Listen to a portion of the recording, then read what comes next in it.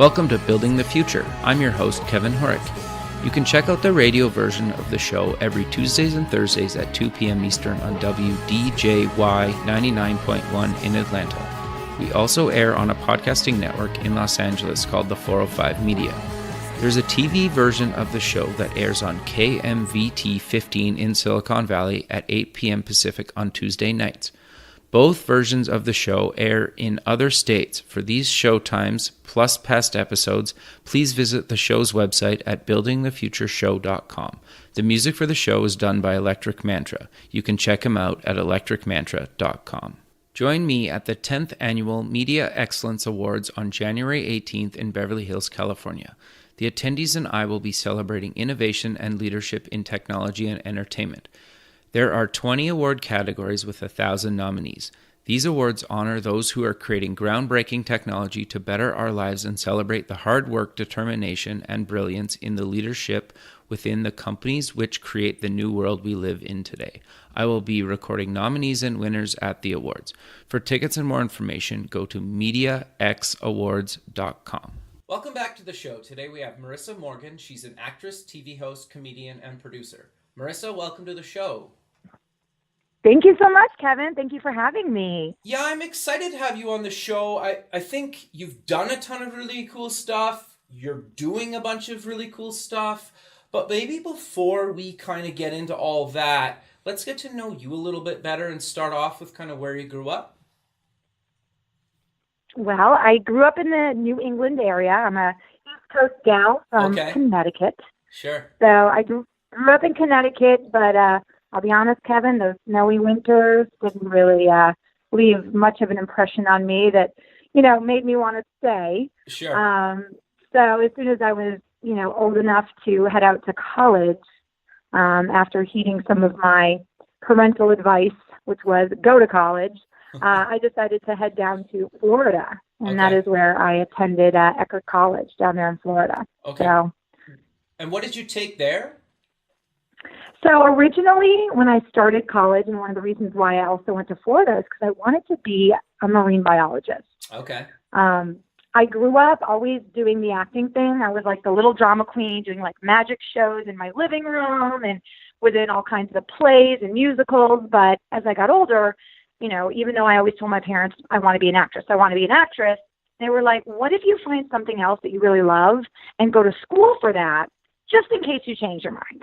You know what I mean? Kind of that parental advice to, get a real job, as many people like to say. And of course, to that I go, nah. But so I said, okay, well, I also love dolphins.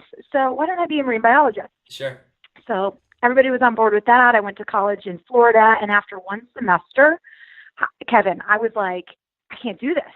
Like, marine biology is literally for 4 years sitting in a lab, looking at microscopic stuff, talking to nobody. Sure. So, yeah, I literally, after like 2 months, was like, I think I might die. I need interaction. I need people. I want to make people laugh. Like, this is not for me. So I quickly changed my major to international business and marketing. Okay. And I speak French, so I thought that was, appropriate, and thought, maybe I'll end up working in a magazine in Europe someday or something like that. So, okay. Yeah. So that's how I kind of got down to Florida and spent my time in college. And then as soon as I got out of college, I said, no, I still want to be an actress. Okay. So walk me through kind of your after your post-university kind of career, because up until kind of what you're doing right now, because you've done kind of a bunch of stuff, but you've also done some really cool stuff in your past that I think makes sense to cover. So do you maybe want to talk about some of that? Sure. It's kind of funny because even though I ended up getting my degree in business, international marketing and business, like I said, I got done with college. I still had that creative bug. I still had that desire to interact with people in front of them, make them laugh, make them have experiences. I still wanted to act. I still just loved that whole, showing of the entertainment world. And, ironically enough, I ended up kind of getting the coolest job ever out of college, which was a mix of both of those worlds, when I landed the role of a guest host on the Home Shopping Network, which was, located right there in Tampa, which is where I was living. Yeah, so right out of college, I became a guest host for the Home Shopping Network, HSN, and that was really neat because it really did mix the world of business with the world of entertainment. And I did that for a few years, and during those years is when I really started my professional career as an actress as an adult. That's when I said, nope, I definitely want to be in the entertainment business. While I'm at, the Home Shopping Network, I want to get out there. I want to audition.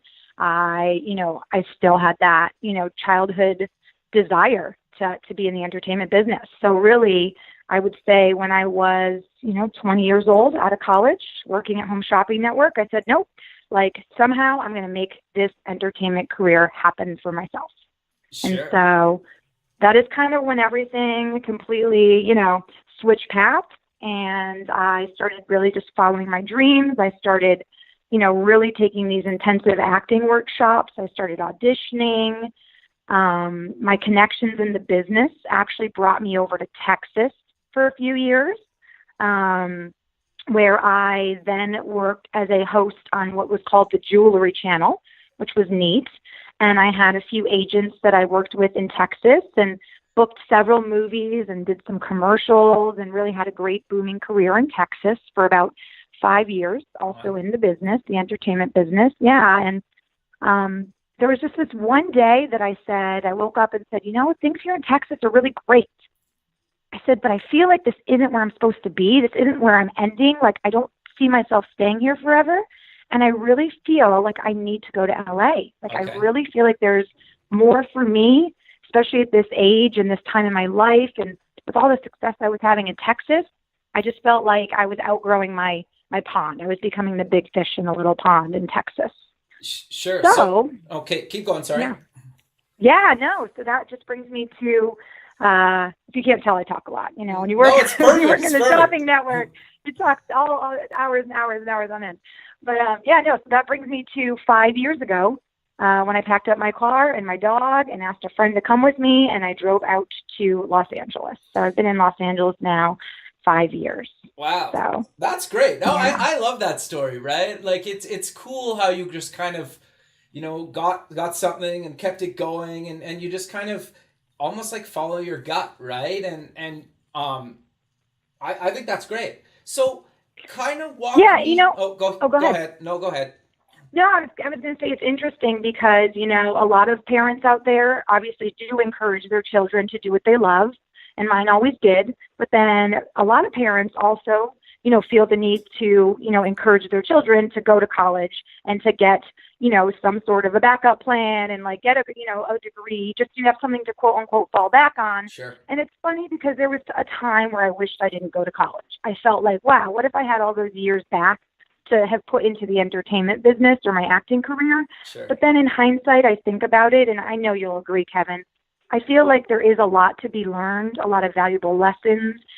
Going to college, you learn, I just think I learned how to multitask. Sure. I learned how to, take on multiple responsibilities, be accountable for deadlines, things that you may not really be able to get a grasp on if at, 17, 18 years old, you just decide to be an actress, as they say, So I think I really, it was a long kind of roundabout journey, but they always say you are where you need to be right now. And I know that journey shaped me to be just a really solid businesswoman in the entertainment world, because I have that solid education and experience in the business world as well. And in this business, you have to be your own business, you are your business. So I think that, all in all, it was a positive. No, I think that's great. And I agree with you. I think any kind of post-secondary education, even if you go and you drop out, I think it's valuable. And you're right, being accountable to something or somebody or deadlines, sometimes it's tricky to learn that even in a day job, right? So I totally get that. So, but I'm curious then, you've been in LA for about 5 years. You've done some really kind of big shows and you're about to do some really big stuff. Do you kind of want to walk me through kind of the last few years and some kind of up and coming stuff that you've been working on? Sure, sure. Let's see. Let's start with a credit that I'm really excited about that happened for me last year, Okay. which is I had the opportunity to film 2 episodes on the show Ray Donovan, Very cool. which is, yeah, just a huge show on Showtime. And what was so neat about that, Kevin, is my role was actually that of a TV shopping host. That's So, awesome. yeah, it was so awesome when my manager sent me the script and said, I got you this audition, and I read it, and I said, are you kidding me? Like, here is that moment where, what is it? Life imitates, wait, what is it? What is it? Yeah, I know what you're talking about. Yeah, reality, whatever. Yeah. Yeah. I said, no way. I said, I am nailing this. Like, there is no way I'm going to let some random other actress take this role from me because I know this character. I know her because I am her. And I went in, I said, for my audition, I said, hey, I really do have shopping host background. I'm a TV shopping host. I go, mind if I just tweak this a little, have some fun? There's some things I would definitely say that's not in the script. And the casting director looked at me and said, girl, make it yours. Have fun with it. That's awesome. And it was my best audition of my career to date. But I literally left her laughing. And ironically enough, they ended up changing the script to include some of the things that I said in my audition. Obviously, I got the part, but yeah, they changed the script to include some of the things I said in my audition. They let me improv, and I got to shoot with some really great directors and ended up in 2 episodes of Ray Donovan. And it was just really like the most amazing and affirming experience I think I've had in the business so far, So that was really awesome. I'm really excited about that. That just came out a little bit ago. And then even more recently, I just appeared in an episode of Fuller House, which is the obviously family show on Sure. Netflix. That's huge. And I think that just dropped in December of this past year. So that was an awesome experience all around. And then I think also I had a very small little bit part in the movie Unforgettable with Katherine Heigl, where I play opposite Katherine Heigl in a scene. And she was wonderful to work with, one of the nicest actresses that I've experienced working with. And it was cool because when I went to the premiere of the movie up on Hollywood Boulevard at the Chinese Theater, Nice. I had dyed my hair dark. And at first she didn't recognize me. She goes, oh my gosh, you look so different with your hair dark. And I was like, gosh, like, I love it. And then she actually goes, oh my God. And she literally, said, like, your lines made it in the movie. And we had this moment where she kind of recreated our scene and like literally acted out our little scene right there. And like for a huge actress to like remember this one scene that I did with her, years ago was just such a, cool. Again, such a positive experience. And it was just like, see, you just keep doing what you love, and it will always grow. It will make you happy. It will constantly just grow more and more, So, yeah, those are some of the recent projects I've done and been excited about. And then coming up, I'm actually producing a pilot. We're in pre-production right now, and I don't want to give too much information away, Sure. but it's a pilot that really kind of touches on like a look inside like a group of people from the Hispanic culture. Okay. I think that nowadays, as we see, there's a lot changing in, the entertainment world in terms of, diversity and, putting away stereotypes that involve like women or certain cultures. And I think that we see a lot more diversity in casting and television. And I was actually asked to play a role in this pilot. Very and cool. I read the script. Yeah, I read the script. And I said, I definitely want to play this role. I'm playing the role of a senator's wife. And I said, I definitely want to play this role. Absolutely. Thank you for asking me. But I really love this script. I said, do you guys have your producers all lined up? Because if you don't, I would love to come on board as a producer, because I see this being a show with just a really deep, juicy, plot that's going to, the casting is just really nicely done. The writing is great. I just think it's not only going to be entertaining, but I think it's going to be, I guess a show that really has a message as well. And also like I said, I think it kind of targets the Hispanic culture. And I think that that's kind of a group of people that, you know, doesn't have as much out there for them in the way of, you know, shows that show their culture and show their lifestyle and show the differences that they have in their family life and dynamic and all that stuff. So I think it's just going to be a good, I'm just excited. I'm really excited about it. So that'll be coming up. We're filming that. Yeah, we're filming that in February. Okay, so right away here. Yeah, and then I'm really excited too because there is a Amazon exclusive comedy.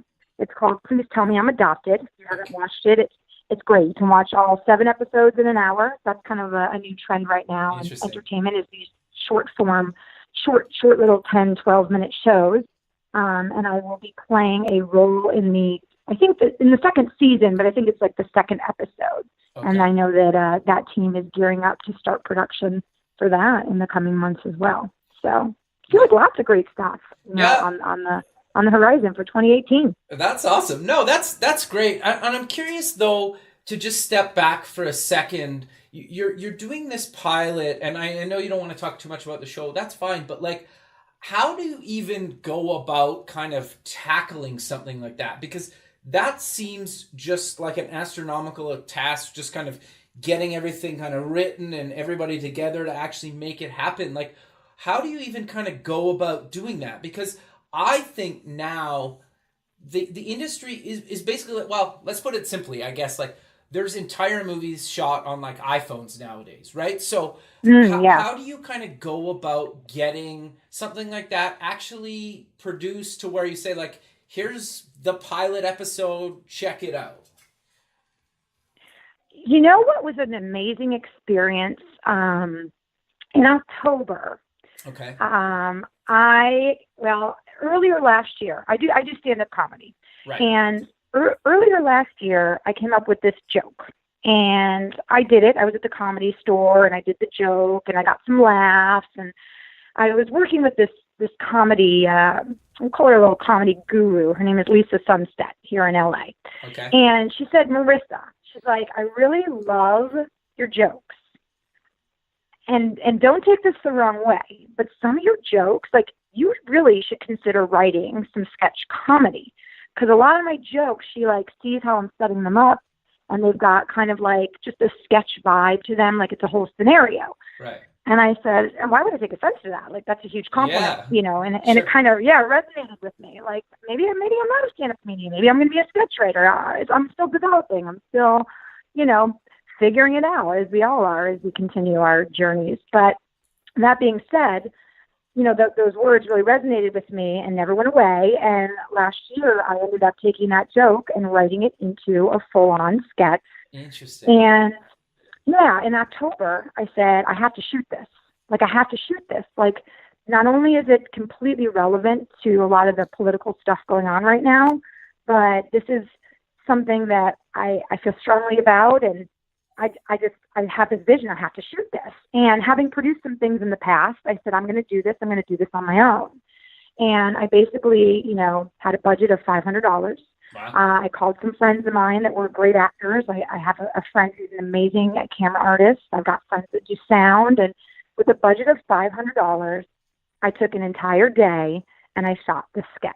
Interesting. And the sketch is literally being finished as we speak. It should be done in the next day.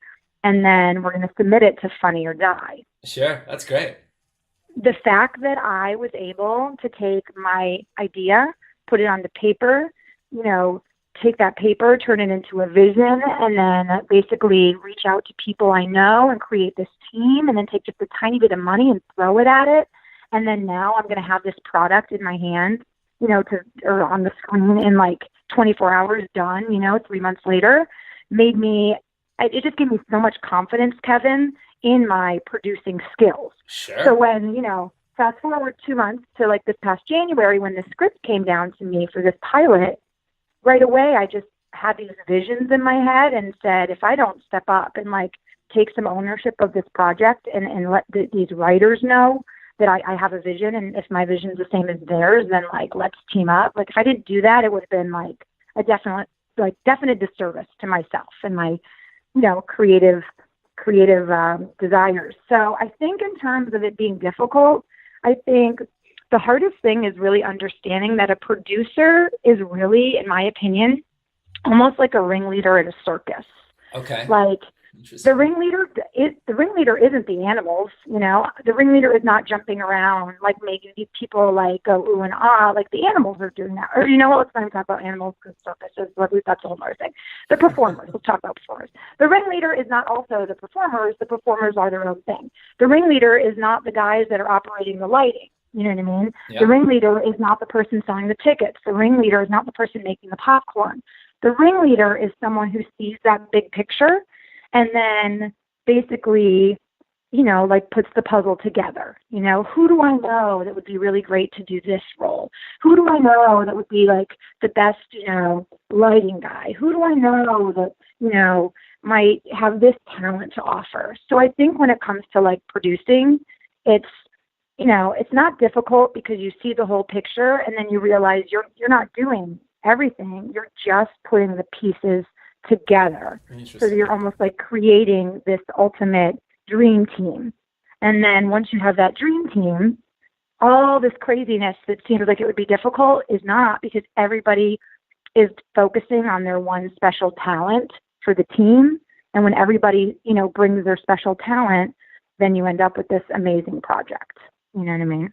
Yeah, no, I think so that's such really a good. long answer. That was such a long answer. No, to your it's good. question. Nobody wants to hear me talk. They want to hear the guest talk. So I think it's good. No, but I think like you touched on something that I think is super important. And like one of my good buddies, I wish I'm going to send him this episode after this. But the problem is like so many people think you need like hundreds of thousands or millions of dollars and like this 3 months and to make like this anything happen kind of in the film space or TV space. But like you're to your point a second ago, like it took you a few months, but it's not like you were working on that, you know, 9 to 5, Monday to Friday for those 3 months. It's like you did it over those 3 months, right? And I think that's super important. And it only cost you what, $500? So like I think $500. Well, I think like that, but that's super important to tell people, right? That you don't need these big budgets and these crazy timelines to like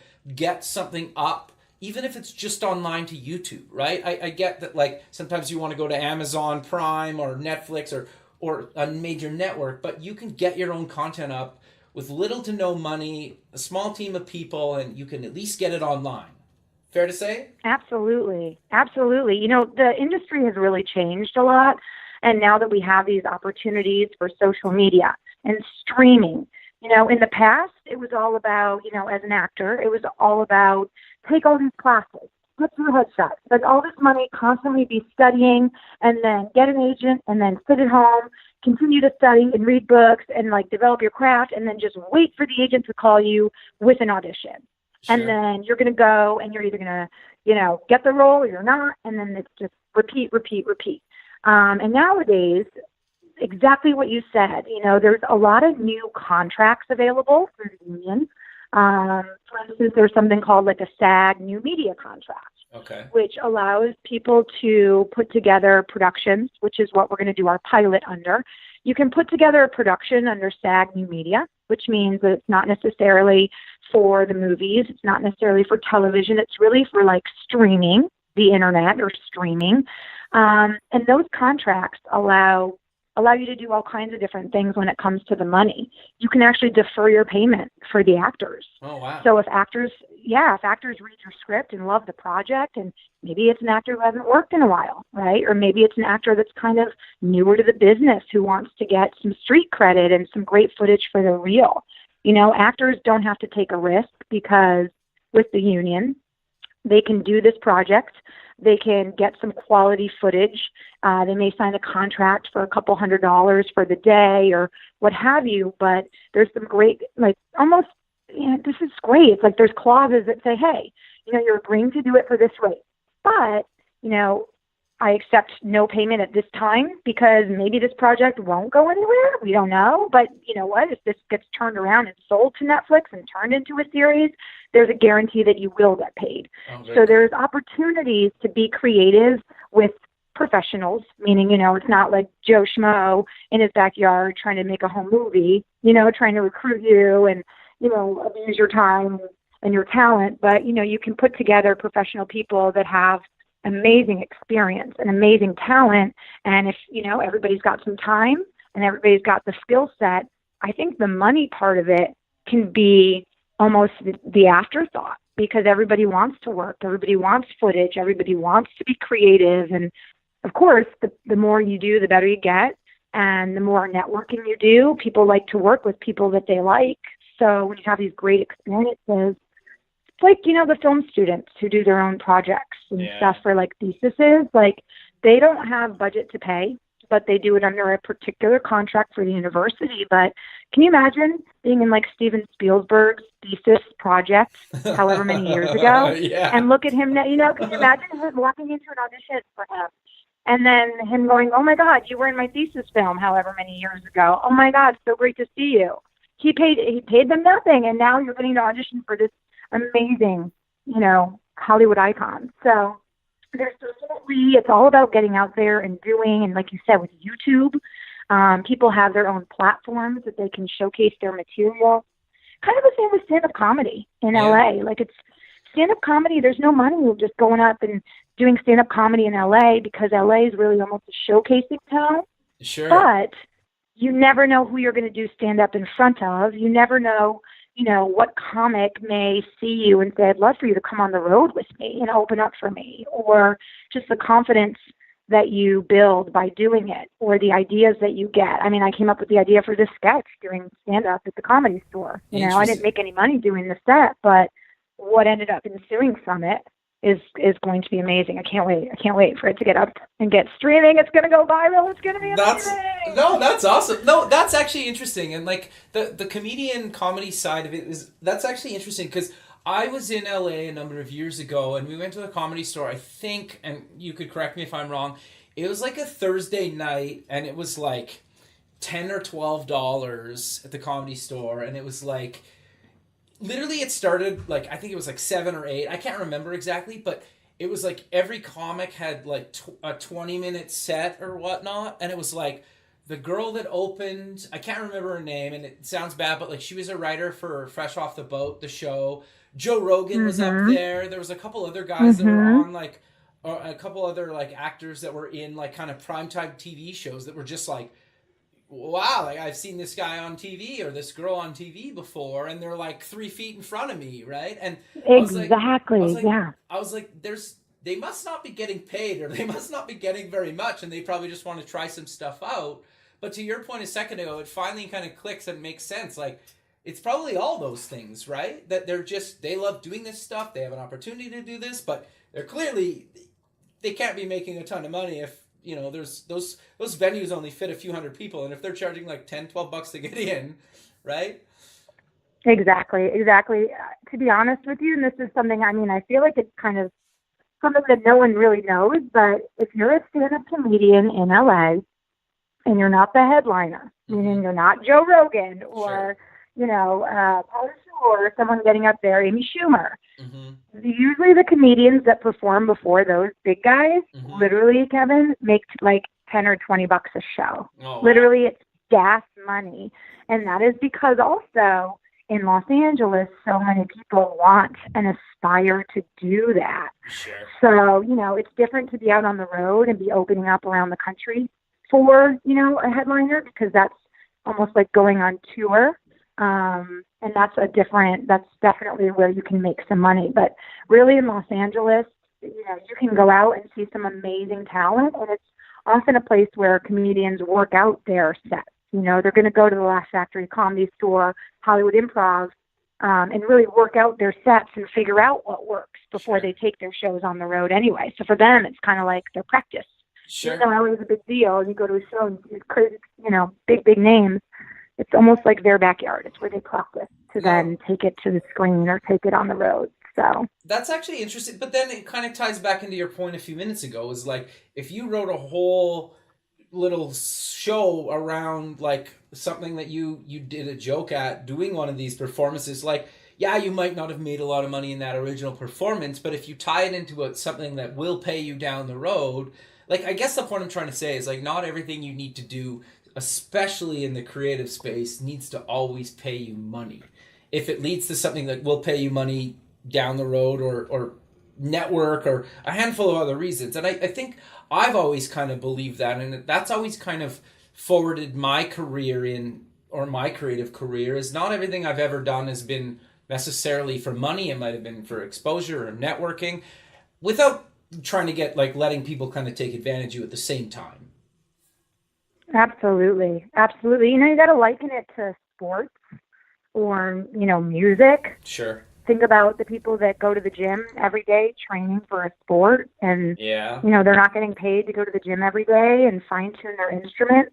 I mean, getting up on stage, doing stand-up or auditioning, or even like the sketch that I just directed and produced. Yeah. The whole experience. I mean, I learned so much that day, and it's all stuff that I will take with me to the, like, for instance, this pilot now I'm producing. I learned so much in producing the sketch, and I've produced some other things, but the sketch is the most recent. I learned so much. And again, it's the more you do, the better you get. And in this business, the more you do, the more people you meet, the more experience you get, the more people have confidence in you, the more people remember you. Hey, Marissa, I know I haven't talked to you in a year, but you're perfect for this role. I mean, I get calls like that all the time, like from people I worked with years ago. So it's all like building blocks, and that snowball that keeps rolling and rolling and rolling and getting bigger. And I think, Kevin, and I bet this is, holds true for you and your career. I think it's a matter of doing something every day towards your craft. Just something, whether it's tweaking your resume or setting up an appointment for some new photos or sending a thank you email to the casting director for a booking that you got, or writing a new joke, or, just something every single day towards what you love. I mean, things come up for me that aren't in the acting world. And, like I've had a career also doing some marketing and some things of that nature that I have done for a paycheck to survive. And opportunities like that will always come up. And, Los Angeles is a very expensive place to live. So it's definitely not been any sort of a smooth ride, more of a roller coaster of ups and downs. And I think as long as you keep the focus and try to stay positive and know that everything happens for a reason and you learn something from every experience. I mean, I really believe in that saying, you are where you need to be right now, and you can't, that's something that can't change.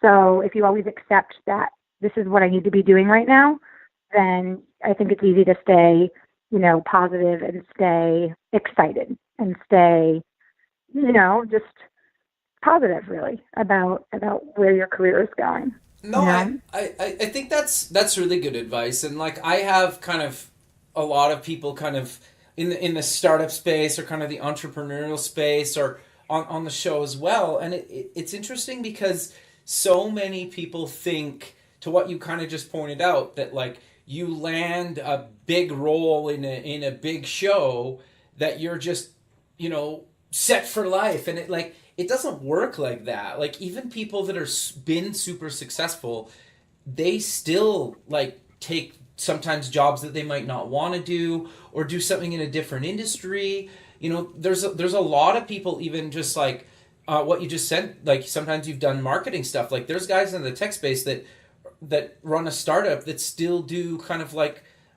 client work, right? And so it's all kind of the same thing, right? And I think it's refreshing, like somebody like yourself who's done some big stuff and is still doing some big stuff and producing their own stuff, say sometimes it's not all like, sunshine and rainbows every day of the week, right? Like, but you're right, you have to stay positive, you have to keep doing it. And if you spend, a couple hours, maybe a week doing something to further your own career, you're probably a couple hours ahead of majority of your competition. No, yeah, you definitely hit the nail on the head. And that completely throws me back to an acting teacher that I worked with in Tampa, Florida. Her name was Catherine Laughlin. Kathy Laughlin. She always said to us that there is only room at the top of the tree for one star. And as you go up the Christmas tree, the branches become less and less and less. Sure. And the ornaments, there's less room for all the ornaments as you go further up the tree. And so, when you get in the business, for instance, with a big group of people, you're in this big acting class, and everybody says they want to do this, they want to do that, they want to do this. Well, life happens.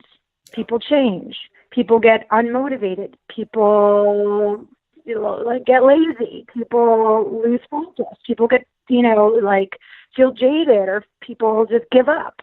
And the further along you go up this Christmas tree, the ornaments just becomes less and less ornaments, and I think it's a matter of knowing. It's definitely, there's nothing in life. There's no overnight success. Like the people that we see now that are the Steven Spielbergs and the Nicole Kidmans and Meryl Streep, these are people who definitely hung in there even when it was hard. Sure. And continued to just say, no, I don't see myself doing anything other than this. I'm going to keep going. And so I think it's just anything you do, the longer you do it, the better you're going to be at it.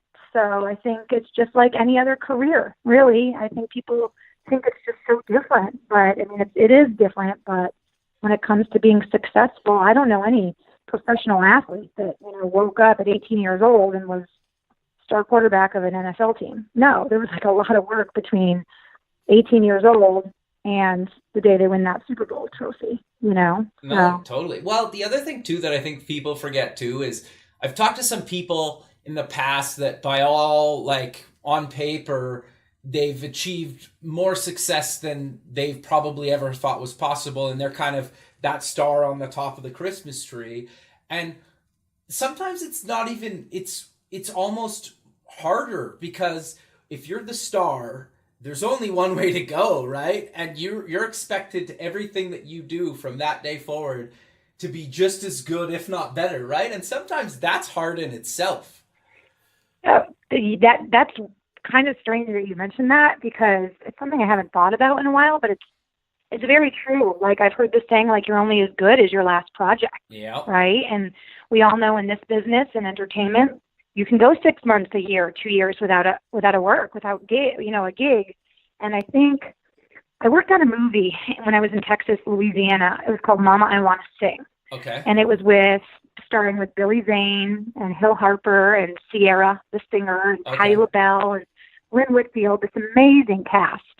And it was the first movie that I was ever in that I got my own trailer. Okay. And I remember sitting there with my script. I had a co-star role or supporting role. And I remember going, wow, I made it.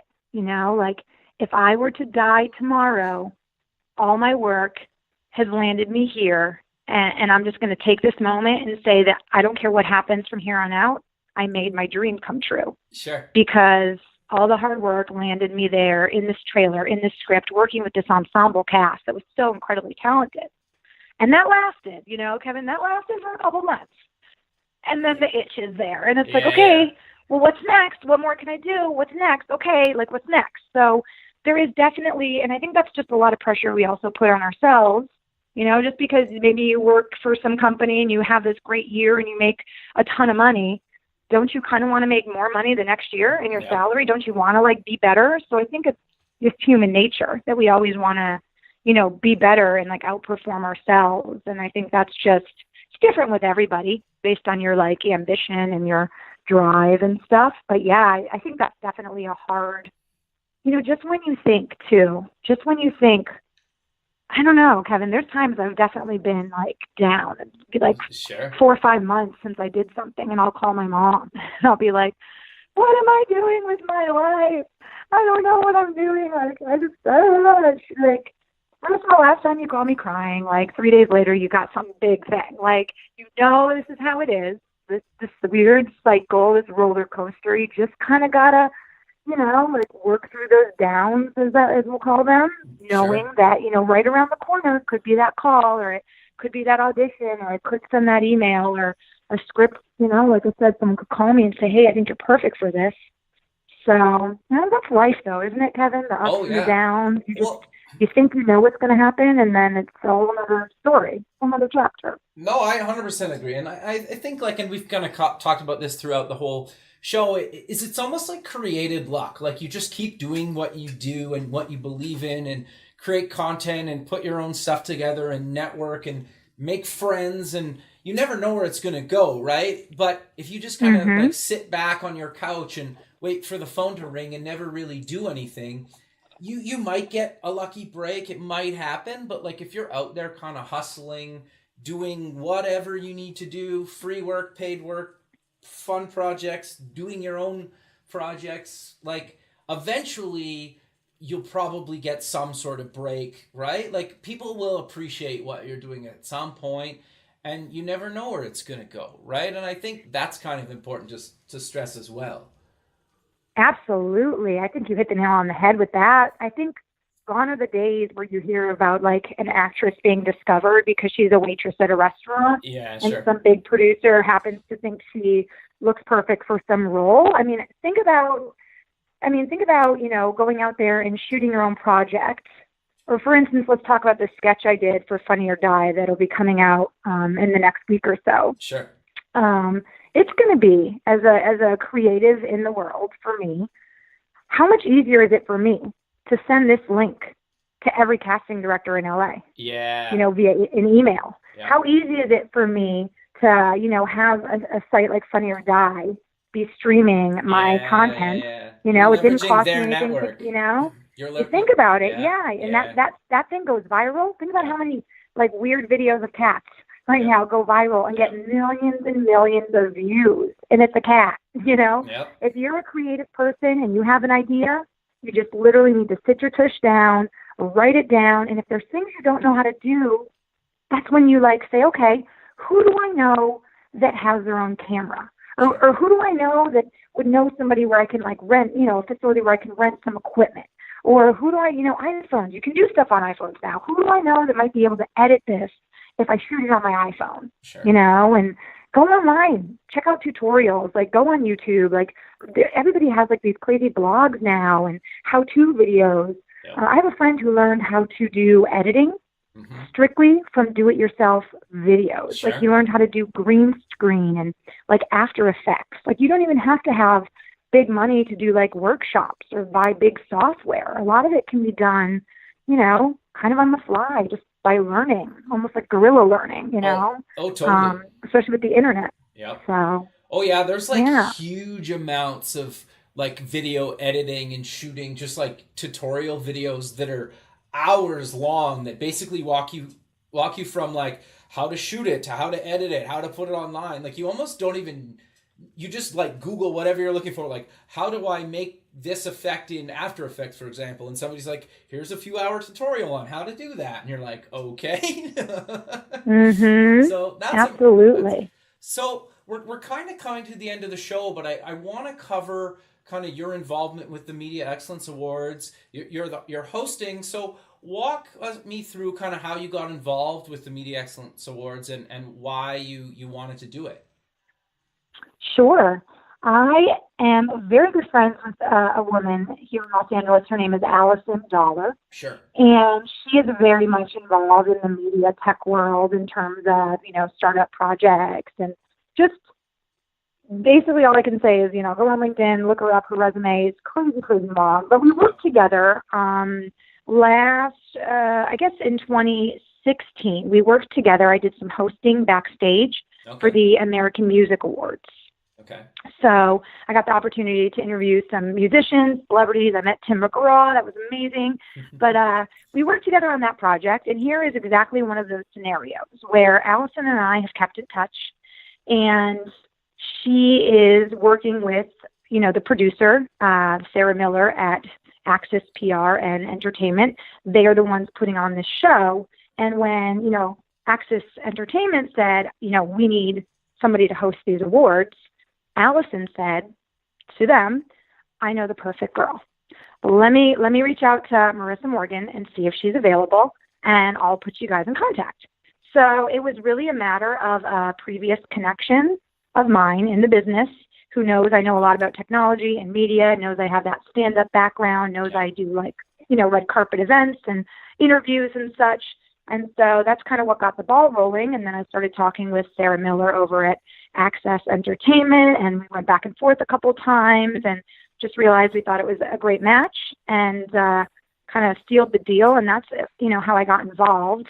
And I was excited to do it because I'll tell you what, Kevin, my dream, the thing that makes me the most happy truly is making people laugh. Interesting. I love getting up, and I love just being myself and having someone have some sort of natural reaction to me, even if that's like, this girl is crazy, or did she just say that, or no way, oh my gosh, I can't believe she just said that, or what have you. That's what makes me, like, literally my heart just glow inside. So for me, it was just a no-brainer. I love technology. I love media.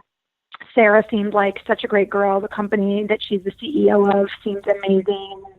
Working with Allison again got me excited. So it was just a no-brainer for me, and the chance, of course, to get up there, have that experience, network, get to meet other people in the industry. And I think, too, right now is such just a pivotal time, specifically in Hollywood, but obviously in the world, where things really are shifting. There's been a lot of stuff in the media lately with, the whole, just everything from, the racial side of things to the sexism side of things. And I think being a strong woman in the business, sure, I wanted to take the opportunity. I didn't want them to even think, you know what I mean, of going to anybody else, because I said, you know what, this could be challenging for me. I might be a little nervous, but I've been working really hard, and I think I have a lot to offer, and I want to put myself out there and continue to build myself as a brand. So I just knew this was the time to almost take the confidence and believe in myself and say, not only do I appreciate you guys coming to me and asking me to be a part of it, but yes, challenge accepted, and let me just get out there and excel and just have a great time.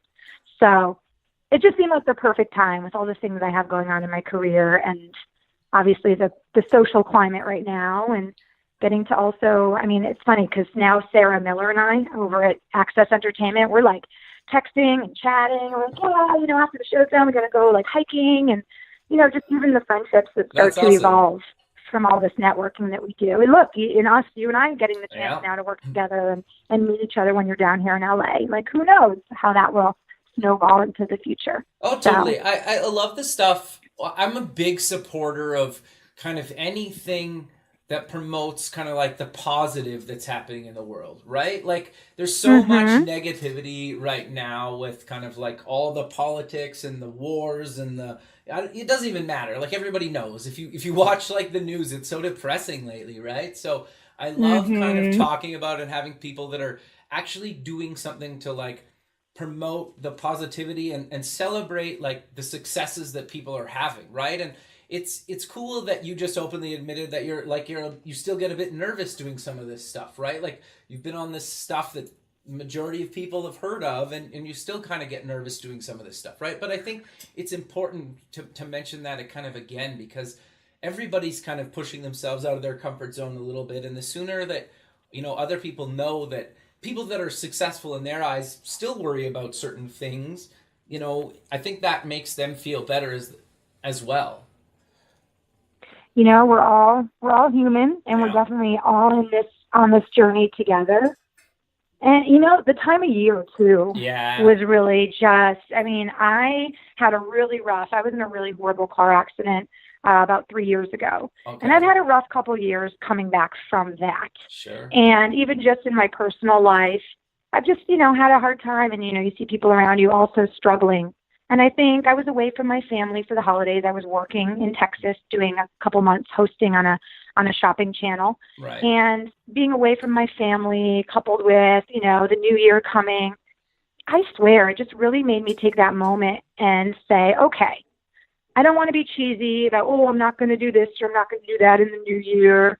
And not, no disrespect to people who make specific goals, but I said, I just want my mindset to shift. I want to be that person that always is looking at what I have, not complaining about what I don't have.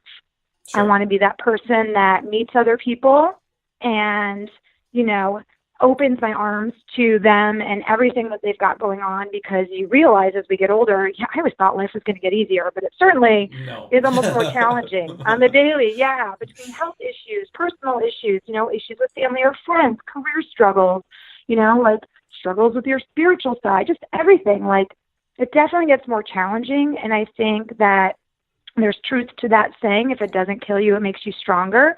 But it has to make you stronger, for the whole. Like, it has to make you stronger, not just, I'm a better worker, or I'm like more honest, or, you have to think about how you outwardly affect other people.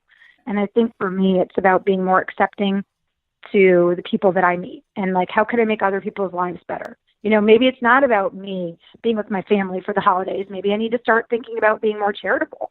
Like the little things that I think in your teens and 20s that you don't think about, as you get older, especially in a career that is filled with a lot of rejection. You have to remember that, like, hey, maybe I didn't get that part, but you know what? There's people out there who don't have a place to live. Yep. There's people who lost everything in Texas, There's people daily that, don't have health insurance and have children that are sick, So I think there comes a point in your life where you just think, I could sit here and I could dwell on the negative, and that will make me sick and miserable and sad all the time. Or I can say, look what I do have. I have my family. I have my house over my head. I have my rescue pup. I have my occasional glass of wine because I'm a wine lover. I've got great friends. I am doing something I love. I'm not a millionaire, but I'm doing something I love. And when I do it, it makes my heart feel good. So you realize there's more important things to life to be appreciated too. So. No, Marissa, that's a great way to end it. So again, I really appreciate you taking the time out of your day to be on the show, and I look forward to meeting you on January 18th at the Media Excellence Awards. But you maybe want to close the show with mentioning where people can get more information about any of the stuff that you're kind of involved in and going to be involved in the future? Sure. Well, definitely follow me on social media. Social media is huge right now. On Instagram, I am Miss Marissa Morgan. So it's just MISS Marissa Morgan. So that's my Instagram. Facebook, I also just have a Marissa Morgan public page. You can always check out the Internet Movie Database. That's IMDb. You can type in my name, and that obviously pulls up projects I'm working on. And then obviously, if people are local in Los Angeles and want to come out to the show, they are selling tickets, and I think it's through Eventbrite. So you can definitely, just Google Media Excellence Awards. You can get to their website, and there's a link for tickets. And then I would just say, just be eyes and ears, because I feel like 2018 is going to be a really great year for me, and I do hope I get the chance to just connect with a lot of people this year. I think that's also something I just am excited about. Just being open to connecting and living, and just being open. Sure. Being positive, and I'm so excited to meet you. I can't wait. When do you get to LA, Kevin? I get there on the 15th, and then I'll be there. Okay, great. I have to fly out the 19th, but that's a whole other story. Hey, I know that story very well. I'm going to be working on a project on the 19th, so I'll need some good sleep today, too. Not too much party time for me after the show. That's awesome. Well, Marissa, again, I really appreciate you doing the show, and I look forward to keeping in touch with you and seeing you at the Media Excellence Awards, and have a good rest of your day. Thank you so much, Kevin. I can't wait to meet you. Thanks. Me as well. Hey, bye. See ya. Thanks for listening. Please visit the show's website at buildingthefutureshow.com. Also check us out on Facebook at Building the Future Show, and follow us on Twitter at Building Show. The music for the show is done by Electric Mantra. You can check him out at electricmantra.com, and keep building the future.